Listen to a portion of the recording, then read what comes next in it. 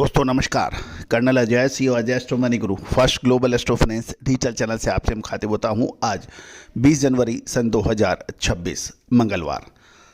दोस्तों कहा जाता है कि आज का व्यापार व्यवसाय ग्लोबल विलेज है, यानी किसी भी देश के अंदर उतार चढ़ाव का असर पूरा विश्व को फायदा या नुकसान देखने को मिलता है, चाहे वो ट्रंप सरकार के टैरिफ हों या फिर किसी भी देश की मुद्रा संकट हो।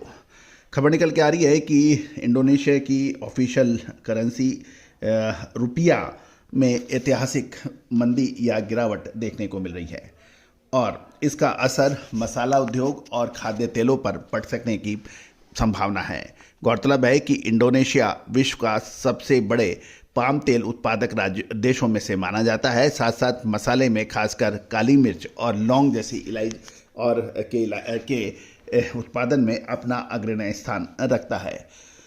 दोस्तों हमने आपसे वायदा किया हुआ है कि हम विश्व की हर महत्वपूर्ण घटना जो आपके व्यापार व्यवसाय से कनेक्ट है वो आप तक लेके आएंगे और इसी कड़ी के अंदर आज इंडोनेशिया करेंसी के लगातार गिरावट, ऐतिहासिक लोएस्ट स्तर पर पहुंचने का असर पाम तेल और मसालों पर क्या पड़ेगा, इसकी विस्तृत विश्लेषण हम आप तक करेंगे। दोस्तों कहा जाता है कि खाद्य तेलों का यदि सटीक विश्लेषण अग्रिम आपको मिल जाए तो आपका व्यापार बहुत तीव्र गति से बढ़ता है। और यदि वरना होता यह है कि तेजी में आप माल खरीद लेते हैं, उसके बाद मंदी में आप परेशान हो जाते हैं।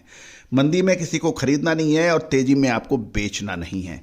इसका सटीक विश्लेषण यदि फिजिकल मार्केट में आपको मिल जाए तो आप सही निर्णय ले सकते हैं, जिससे आपको व्यापार में सहायक सिद्ध होते हैं।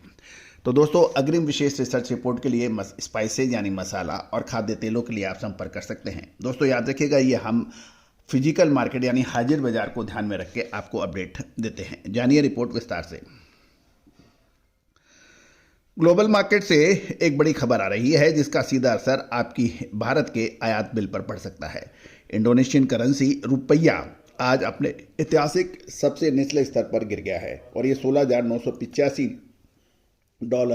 तक के अंक को छू लिया है। ये वो आंकड़ा है जिससे ग्लोबल निवेशकों के लिए इनकी नींद उड़ा दी है। गौरतलब है कि अब समझ लेते हैं कि ये गिरावट क्यों हुई। दरअसल राष्ट्रपति सुब्रियातो ने अपने भतीजे थॉमस जिवांडानो को सेंट्रल बैंक का डिप्टी गवर्नर नामित किया है, यानी इंडोनेशियन सेंट्रल बैंक का। बाजार को डर है इससे बैंक की आज़ादी खत्म हो जाएगी, साथ ही इंडोनेशिया का राजकोषीय घाटा यानी फिजिकल डेफिसिट भी नियंत्रण से बाहर होने की आशंका निवेशक लगा रहे हैं। अब सवाल यह है कि भारत के लिए इसके मायने क्या है, क्यों हम इसके लिए चिंता या हमारे आयात बिल पर क्या फ़र्क पड़ेगा। इंडोनेशिया दुनिया का सबसे बड़ा पाम ऑयल निर्यातक देशों में से माना जाता है और भारत पाम ऑयल का नेट इंपोर्टर है। निर्यात में तेजी की संभावना बन सकती है क्योंकि इंडोनेशिया करेंसी रुपया के कमज़ोर होने का मतलब यह है कि इंडोनेशियन निर्यात अंतर्राष्ट्रीय बाजारों में सस्ते हो जाएंगे। भारत अपनी ज़रूरत का एक बड़ा हिस्सा इंडोनेशिया से मंगाता है। ऐसे में आने वाले हफ्तों में खाद्य तेलों की कीमतों में इसका असर देखा जाना प्रस्तावित है। साथ साथ इंडोनेशिया जो कि काली मिर्च, लौंग, दालचीनी का भी एक बड़ा केंद्र माना जाता है, वहाँ की करेंसी के भाव अमेरिकन डॉलर के गिरने के साथ साथ भारतीय मसाला आयातकों के लिए बेहतर सौदे मिल सकते हैं। गौरतलब है कि भारत काली मिर्च का एक एक्सपोर्टर देश भी है। काली मिर्च के दाम इंडोनेशिया के अंदर गिरने से इसका असर इंडोनेशियन एक्सपोर्ट को बढ़ावा मिलेगा और ग्लोबल लेवल पे भारतीय काली मिर्च को कंपटीशन झेलना पड़ सकता है। दालचीनी के अंदर इंडोनेशिया अपना अहम स्थान रखता है और सिनेमन, तो इसके बाजार पर भी फर्क पड़ सकता है। लेकिन अभी आप रुकिए, ये सब कुछ इतना आसान नहीं है, इसमें दो बड़े रिस्क भी हैं। पहला, अगर इंडोनेशिया की सरकार अपने करेंसी यानी मुद्रा रुपया को बचाने के लिए पाम ऑयल पर एक्सपोर्ट ड्यूटी बढ़ा देती है तो सस्ता तेल मिलने का सपना टूट सकता है। दूसरी ओर ग्लोबल एग्रो कमोडिटीज मार्केट में इंडोनेशिया की ये उथल पुथल सप्लाई चेन को बाधित कर सकती है, जिसकी कीमतों के अंदर वॉलेटिलिटी आ सकती है। गौरतलब है कि अब भारतीय कंपनियों के लिए समय सावधानी से खरीदारी करने का है क्योंकि भारत इस गिरावट का फायदा उठाकर अपना स्टॉक बढ़ाएगा, ये एक प्रश्न चिन्ह है। दूसरा, इंडोनेशिया के लिए ये आर्थिक कमजोरी पूरी दुनिया के एग्री बाजार को ले डूब सकती है। हमें इस पर नज़र बनाए रहना जरूरी है। दोस्तों अब प्रश्न ये है कि भारतीय बाजारों को इससे कैसा फ़ायदा उठाना चाहिए। अक्सर होता यह है कि समय पे माल ले लिया जाए, समय पे माल बेच लिया जाए, ये व्यापार की एक महत्वपूर्ण रणनीति मानी जाती है।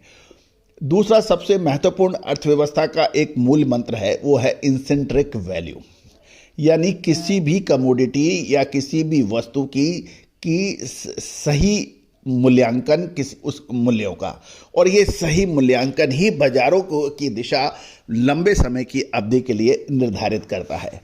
दोस्तों, अक्सर होता यह है कि जब बाजार तेज गति से ऊपर चढ़ते हैं तो यूफोरिया बन जाता है और फियर ऑफ मिसिंग आउट कहलाता है, जिसे फोमा कहते हैं।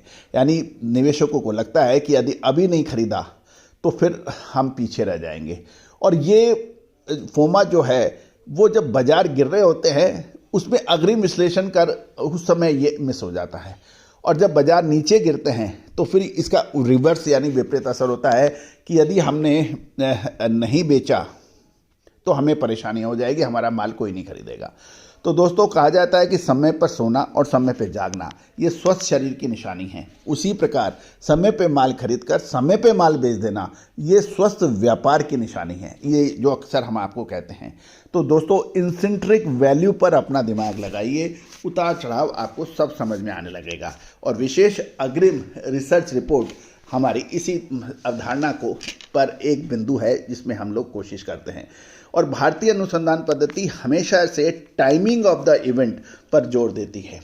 यदि आप टाइमिंग ऑफ इवेंट को पकड़ते हैं, विश्लेषण करते हैं, कैच कर लेते हैं, तो निश्चित रूप से मानिए कि आप जीत जाते हैं। मैच का आखिरी ओवर है, महत्वपूर्ण कैच आपने मिस कर दिया तो मतलब मैच चला गया। All the very best, good luck, happy trading.